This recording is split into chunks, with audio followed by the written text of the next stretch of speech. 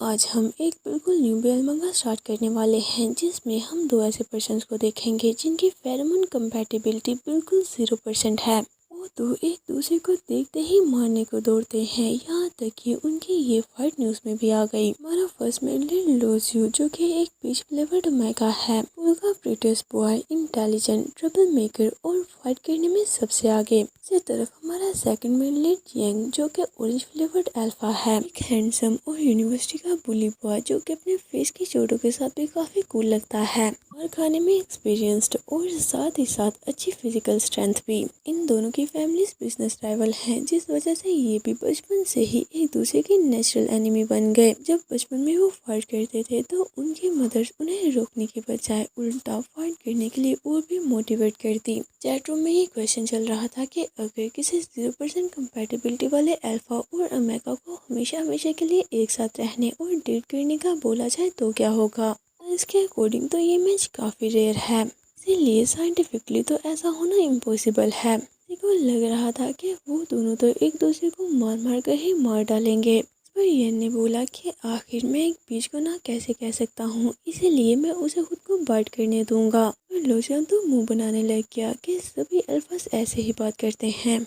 School ने उन दोनों को फाइट करते हुए अपनी आंखों से देखा था। देख के उनके फ्रेंड्स तो चौंक गए कि क्या सच में 0% मैच वाले अल्फा और ओमेगा की एक साथ मिलने से ऐसा होता है। दोनों की ये फाइट इतनी ज़्यादा इंटेंस थी कि उसे न्यूज़ में भी कवर किया जाने लगा। सभी को उनके नाम के साथ साथ पूरी डिटेल भी पता थी। यहाँ तक के रिपोर्टर्स तो उनके हॉस्पिटल के रूम के बाहर तक पहुंच गए। रिपोर्टर न्यूज़ में बता रही थी कि उनके पेरेंट्स से बात करने के बाद हमें पता चला है कि वो दोनों बचपन से ही ऐसे हैं, जबकि उन दोनों की एक साथ हिस्ट्री है तो उनका ऐसे फाइट करना नॉर्मल है। और उन दोनों में से वो लू था जिसने फाइट स्टार्ट की। जो भी ये चीज़ न्यूज़ में देख रहा था, जिसे देख कर वो मुंह बनाते हुए टीवी बंद कर देता है, क्योंकि ये न्यूज़ देख देख कर अब तो वो इरिटेट होने लगा था और सोचने लग गया था कि फाइनली कल से स्कूल ओपन हो जाएगा, ना ही मैं स्कूल से लीव ले पाऊंगा और ना ही मुझे इस घटिया का मुँह देखना पड़ेगा। फाइनली मेरी लाइफ में भी थोड़ी शांति आएगी।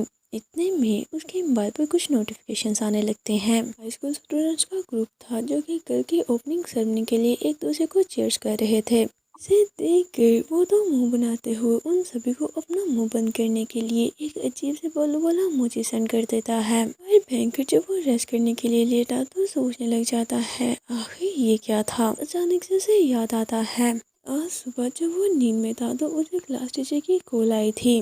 बताते हैं क्लास का टॉप स्टूडेंट होने की वजह से उसे 10th ग्रेड का रिप्रेजेंटेटिव बनाया गया है, इसीलिए उसे ओपनिंग सेरेमनी में स्पीच देनी होगी, इसलिए मैं तुम्हें स्कूल ग्रुप में ऐड कर रहा हूँ। याद आते ही वो तो बुरी तरह से चिल्लाने लग गया कि ओह नो, एक रिप्रेजेंटेटिव होकर मैं ऐसे मैसेज कैसे कर सकता हूँ। ये सारी की सारी यन की गलती है, उसी की वजह से ही मुझे ये भूल गया था। कितना ज़्यादा डिस्ट्रैक्टिव है वो।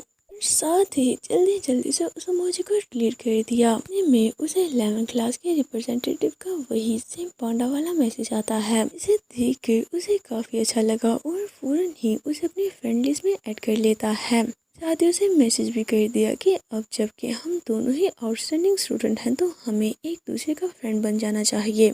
हम नोटिस कर पाते हैं कि 11th क्लास रिप्रेजेंटेटिव ने अपनी प्रोफाइल पिक्चर नहीं लगाई थी। वो उसे रिप्लाई करता है क्या अभी अभी तुमने मुझे अपने फ्रेंड लिस्ट में ऐड किया, क्या सच में, क्या तुम जानते हो मैं कौन हूँ। लूजियो ने तो बोल दिया इससे कोई फर्क नहीं पड़ता। से ही उन दोनों में बहुत सी बातें होने लगी। 11th क्लास रिप्रेजेंटेटिव बोलता है ठीक है अब हम कल एक दूसरे को मिलेंगे, आई होप तुम्हें मुझे देखकर रिग्रेट ना हो। लूजो मैसेज करता है नहीं ऐसा बिल्कुल भी नहीं होगा। इसके बाद हम ओपनिंग सेरेमनी का सीन देखते हैं जहां सभी रिप्रेजेंटेटिव स्टेज पर थे, लेकिन अभी तक 11th क्लास रिप्रेजेंटेटिव नहीं आया था। लूजो सबसे पहले तो साथ बैठे लड़के को अपनी हेल्प करने का बोलता है, क्योंकि उसने स्पीच रेडी नहीं की थी, वो बस जो भी मन में आए वही बोलने वाला था।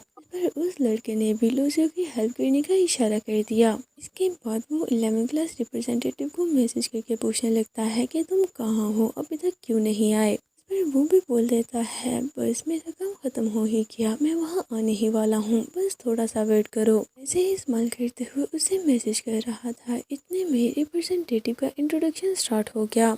लूसियो की बारी आई तो वो अपने बारे में बताने लगता है। इतने में 11 क्लास रिप्रेजेंटेटिव भी आ गया। जैसे ही उसने मुड़कर उसकी तरफ देखा तो वो बिल्कुल ही कंफ्यूज हो जाता है। वो तो समझ नहीं पाता कि आखिर यन यहाँ पर क्या कर रहा है। यानी कि वो इतनी देर से यन से ही मैसेज पर बात कर रहा था बिना जाने कि वो कौन है। तो लगा था फाइनली अब उसे यन से छुटकारा मिल जाएगा और वो अपनी स्कूल लाइफ पीसफुली एंजॉय कर पाएगा। लेकिन शायद ऐसा होना पॉसिबल ही नहीं था। घर के साथ साथ अब वो दोनों स्कूल में भी एक दूसरे का सामना करेंगे। ऊपर से तो स्माइल कर रहा था लेकिन असल में उसने गुस्से से अपनी मुट्ठी जोर से बंद कर रखी थी, सोचते हुए कि शिट, इस इडियट ने कल मेरे साथ फाइट की थी और आज ही अपने फेस पर इस तरह की घटिया स्माइल लेकर मेरे सामने कैसे आ सकता है। में यन ने उसके हाथ को पकड़ते हुए टेबल से नीचे कर दिया ताकि दूसरे उसे इतना गुस्से में ना नोटिस कर पाए। फिर स्माइल करते हुए उसकी कल की कही गई बात को रिपीट करता है कि हम दोनों आउटस्टैंडिंग स्टूडेंट हैं तो क्यों ना हम फ्रेंड्स बन जाएं।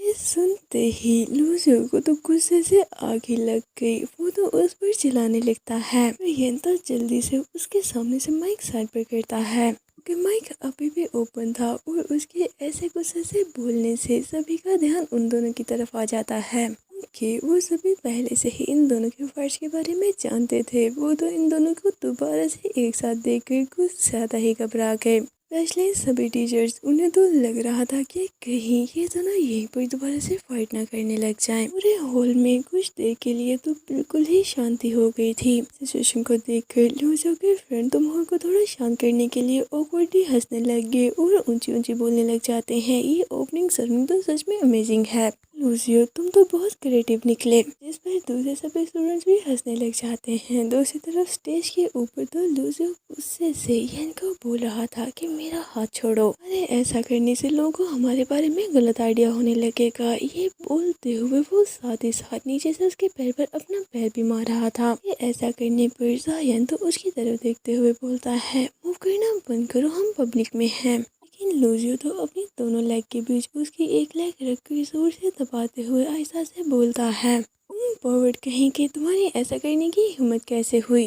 इसके ऐसा करने पर जायन भी उसका हाथ जोर से दबाने लगा, जिस पर वो उसे अपना हाथ दबाने से मना करता है। इस पर यन ने तो उसे ऐसा करने से मना कर दिया कि तुम्हारे जैसे एक ट्रबल मेकर को अच्छे से सबक सिखाने की ज़रूरत है। वो दोनों ऊपर से तो स्माइल कर रहे थे लेकिन अंदर से उनकी एक बहुत ही भयानक वाली फाइट स्टार्ट हो चुकी थी। उसे बोलता है, मेरा हाथ छोड़ो, मैं प्रॉमिस करता हूँ कि इस बार मैं कोई भी ट्रबल क्रिएट नहीं करूँगा। फिर सन बोलता है, जैसे कि मैं तुम्हारा बिलीव कर लूँगा। में एक रिपोर्टर उनकी पिक्चर्स क्लिक करने लगती है, जिसे देख कर उन दोनों ने जल्दी से एक दूसरे को छोड़ दिया। बिल्कुल ही सुपर सीरियस हो गए। बोलता है, हे इस दफ़ा जाने देते हैं, रिपोर्टर्स ने हमें ऑलमोस्ट देख ही लिया था। तुम्हारा तो पता नहीं, लेकिन मैं दोबारा से न्यूज़ में नहीं आना चाहता। फिर लूसियो भी सीरियसली बोलता है, जब भी मैं तुम्हारे आसपास होता हूँ तो कुछ भी ठीक नहीं होता। अपना मुंह ठीक करते हुए हल्की सी स्माइल के साथ दोबारा अपना इंट्रो देने लगता है। मैं लूसियो हूँ, 10th ग्रेड का रिप्रेजेंटेटिव और साथ ही इस स्कूल का फ्रेशमैन भी। मैंने मिडिल स्कूल में बहुत अच्छे मार्क्स लिए हैं, जिसकी वजह से आज मैं यहाँ पर हूँ। ही बिल्कुल सीरियसली पूरे कॉन्फिडेंस के साथ बोलता है, क्योंकि मैं बेस्ट हूँ। फिर सभी तो उसके ऐसे एटीट्यूड पर उसकी तरफ देखने लग गए थे। स्टूडेंट्स में ये सुनकर शौक हो जाते हैं, बातें करने लगे कि सच में इसकी टोन तो एग्जैक्टली उसी लूसियो की तरह है जिसे हम हाई स्कूल में जानते थे। टीचर्स भी बोलते हैं, सच में इस बच्चे ने तो ये बोलकर अभी अभी होने वाले ह्यूमिलेशन से खुद को बचा लिया है। जो दोबारा से सभी को चुप रहने का इशारा करते हुए बड़ी सी स्माइल के साथ बोलता है, लोगों को लग रहा होगा कि मैं शो ऑफ कर रहा हूँ, लेकिन अभी अभी मैंने जो भी वर्ड बोले वो सभी सच हैं। मुझे बस यही कहना है, आई होप आप सभी अपना हाई स्कूल एंजॉय करें। इसे सुनकर बाकी सभी और साथ ही साथ यन भी उसके लिए क्लैप्स करने लग जाते हैं। इसके बाद यन की बारी आती है, जिसने काफी अच्छे से स्पीच दी, जिसे सुनकर सभी स्टूडेंट्स की आंखों में तो आंसू आ गए थे। कोई कहने लगता है, इसकी वॉइस कितनी अच्छी है, और कोई कहता है ये कितना कूल लग रहा है। सुनने के बाद लूसी उसे मैसेज करके फोन कर देता है कि अच्छा रहेगा तुम मुझसे दूर ही रहना। जायन ने भी बोल दिया कि ये तो बस एक छोटा सा एक्सीडेंट था, मैंने जानबूझकर नहीं किया। ये बात हम यन को उसके फ्रेंड ली के साथ जाता देखते हैं, जहाँ पर ली बोल रहा था, तुम हमेशा उसके साथ मैच क्यों करते हो, आज भी तुम दोनों की वजह से स्टेज का एटमॉस्फेयर तो कुछ ज्यादा ही टेंस हो गया था, मुझे तो लगने लगा तुम दोनों यहीं पर ही फाइट करने लग जाओगे। तरफ यन तो अपने मोबाइल में कुछ देखकर स्माइल करते हुए बोलता है, वो हमेशा मेरे पास आकर खुद से फाइट करता है, हर बार मैं उसे फोन करता हूँ कि ऐसा करने से हम दोनों को ही ट्रबल का सामना करना पड़ेगा, लेकिन वो मेरी बात सुनता ही नहीं। इन मैसेजेस को ही देखकर बता दो तुम्हें क्या लगता है। ये बोलते हुए उसने अपना मोबाइल ली के सामने कर दिया। यहाँ पर लूसियो अभी भी मैसेजेस में उससे फाइट ही कर रहा था कि इतने सारे मैसेज पर तो ये ने बस एक ही रिप्लाई किया कि लूसियो अब हम अडल्ट हो चुके हैं, इस स्कूल में काफ़ी देर तक रहना है, तो क्या तुम्हें नहीं लगता टाइम आ चुका है कि हम अपने बीच चलती हुई इस बार को बंद कर दें। पर लूसियो इस बात को समझने के बजाय उल्टा और भी गुस्सा करने लग गया और साथ ही बहुत सी बुरी भली बातें भी बोलता है। सभी मैसेज पढ़ कर ली के तो होश ही उड़ जाते हैं और वो सोचने लग गया, मैसेज पढ़कर तो अब मुझे कोई हैरानी नहीं हो रही कि इन दोनों का मैच 0% है। से ही उन दोनों के बारे में स्कूल में भी बहुत से आर्टिकल्स फैल गए, तरह सभी ग्रुप चैट्स में उन दोनों की बातें ही चलने लगी, जिसे पढ़कर लूसियो थोड़ा बड़े होते हुए सोचने लग गया कि जब भी मैं उसके पास होता हूँ तो हमेशा सब कुछ ही गड़बड़ हो जाती है, मुझे कुछ भी करके दोबारा उसे नहीं टकराना। के बाद वो अपना न्यू यूनिफॉर्म लेने के लिए टीचर के पास जाता है। टीचर बोलती है, और सॉरी डियर, कोई भी रेडीमेड यूनिफॉर्म नहीं बचा, तुम नेक्स्ट डोर जाकर स्टूडेंट काउंसिल के मेंबर्स को अपनी मेजरमेंट दे दो, वो जल्द ही तुम्हारा यूनिफॉर्म प्रिपेयर करवा देंगे। इस पर लूबी टीचर को थैंक्स बोलकर स्टूडेंट काउंसिल के रूम में चला जाता है। जैसे ही उसने रूम का डोर ओपन किया, सामने सभी इनके फ्रेंड थे, जो कि लोगों को अपने सामने देख के कुछ ज्यादा ही शौक हो जाते हैं। पूछने लगे कि तुम यहाँ क्या करने आए हो, क्या कुछ हुआ है। इस पर लूजो बताता है कि मुझे यहाँ टीचर ने भेजा है अपनी मेजरमेंट्स देने के लिए, तो कौन वॉलंटियर करेगा। ये बोलते हुए उसने मेजरमेंट टेप सामने कर दी। ये बोलता है, सभी ओमेगा सीनियर्स लंच करने गए हैं, तो मुझे नहीं लगता मैं ये कर पाऊंगा। सोचने लग गया, आखिर ये ऐसा क्यों कर रहा है, क्या इसे अल्फा और ओमेगा के बीच फर्क नहीं पता। इसे एक अल्फा तो लियो के मेगा फेरोमोन्स की तरफ अट्रैक्ट भी होने लगा था। में एक अल्फा जोर से चिल्लाता है कि जायन जल्दी यहाँ पर आओ, हमें तुम्हारी हेल्प चाहिए। इस पर ली भी चौंकते हुए बोलता है, ओह हाँ, यही ठीक रहेगा, क्योंकि तुम दोनों के फेरोमोन में 0% है, इसलिए कोई प्रॉब्लम नहीं। दूसरी तरफ लियो को तो कोई आइडिया नहीं था आखिर ये सभी किस बारे में बात कर रहे हैं। आखिर 0% मैच होने से इसका क्या ही लेना देना, कि वो अभी इन सब चीज़ों में बिल्कुल ही न्यू भी था। मैं जायन भी वहाँ पर आ गया, ये पूछते हुए कि तुम लोगों को मेरी क्या हेल्प चाहिए। लूसियो तो उससे डिस्टेंस मेंटेन करने वाला था और वो दोनों दोबारा ही 1 घंटे के अंदर अंदर एक दूसरे से मिल चुके हैं। वो तो पूरी तरह से नंग हो गया था। दूसरी तरफ जायन स्माइल करते हुए बोलता है, क्या मैंने तुमसे बोला नहीं था, हम दोनों एक दूसरे से अक्सर ही टकराते रहेंगे। उन दोनों को ऐसे एक दूसरे के सामने खड़ा देखकर ली को लगने लगा कि कहीं ये दोबारा से फाइट ना कर दें और जल्दी से उन्हें इंटरप्ट करता है। हे अब शांत हो जाओ। जायन से बोलता है, यहाँ पर ये काम करने के लिए अभी कोई भी नहीं है, तो तुम्हें ही करना होगा। ये सुनकर लूसियो तो वहाँ से मुड़कर जाने लगा, ये बोलते हुए कि व्हाटएवर, मैं खुद को खुद ही मरे कर लूंगा, मुझे इसकी कोई जरूरत नहीं। जायन ने तो फौरन से ही आगे बढ़कर मरीन टेप पकड़ ली और बोलता है, वापिस आओ, स्टूडेंट काउंसिल का मेंबर होने की वजह से मैं मरे करूंगा। मैं अपनी पर्सनल और प्रोफेशनल फीलिंग को एक दूसरे से अलग रखना चाहिए, तो तुम भी मुझ पर गुस्सा मत होना। तुम मन ही मन रो रहा था, लेकिन ऊपर से सीरियसली बोल देता है, ठीक है, हम अपनी पर्सनल और प्रोफेशनल फीलिंग्स अलग रखेंगे। अब जल्दी से मये करो, मुझे अपने रूममेट के लिए खाना लेकर जाना है। इस पर सभी अल्फाज रूम से बाहर निकल गए, ये बोलते हुए कि हम दूसरी क्लास में तुम लोगों के फ्री होने का वेट करेंगे कि हमारी वजह से तुम लोगों को डिस्टर्बेंस ना हो।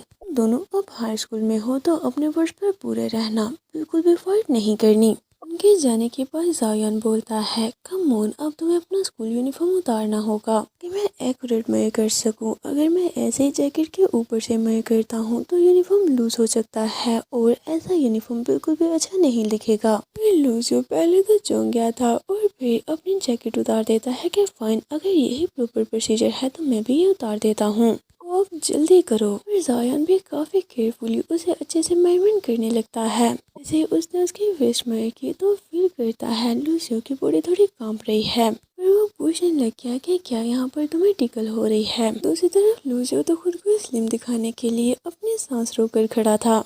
नोटिस किया कि जायान के फेस पर तो स्माइल आ गई थी और बोलता है ओके अब रिलैक्स करो, मैं तुम्हारी चेस्ट मेजर करने लगा हूँ। लेकिन अभी भी लूसियो वैसे ही अपनी सांस रोके खड़ा था। पर वो बोलता है लूसियो तुम्हें अपनी सांस रोकने की कोई ज़रूरत नहीं, बस नॉर्मली सांस लो। जिस पर फाइनली वो थोड़ा रिलैक्स हुआ। इतने में मर करते हुए उसकी नज़र जायान के हाथ पर पड़ती है। बचपन में उसके बाल गिरने की वजह से ये स्कार आया था, जिसे देखते हुए वो तो सोचने लग जाता है अभी तक ये स्कार यहीं पर है। अब मुझे कोई हैरानी नहीं हो रही कि ये ऐसे ही खुद को मुझसे बचाने का ट्राई क्यों करता रहता है। ऐसे देखकर जायान पूछता है तो क्या तुम्हें ये याद है। लूसियो तो मुंह बनाने लग गया कि बस बहुत हुआ, अब चुपचाप बातें करना बंद करके अपना काम करो। लूसियो बोलता है ठीक है अब पीछे घूम जाओ, मुझे तुम्हारा कॉलर भी मैं करना है। फिर साथ ही सोचने लग गया सच में इसे तो बहुत जल्द गुस्सा आ जाता है। वो कॉलर में करते हुए थोड़ा हेजिटेट हो रहा था, जिस पर लूसियो उसे जल्दी करने का बोलता है क्योंकि नेक की बैक पर फेरोमोन्स ग्लैंड होते हैं।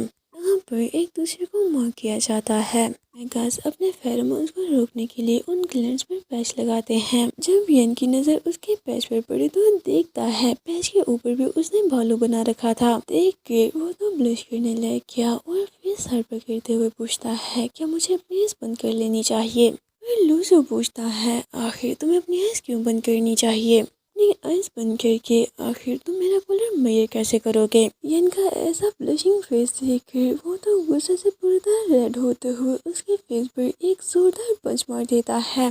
पूछने लग गया तुम्हें क्या हुआ है पांडा, मैंने इसके ऊपर ड्रा किया, क्या तुम्हें वो अगली लगता है।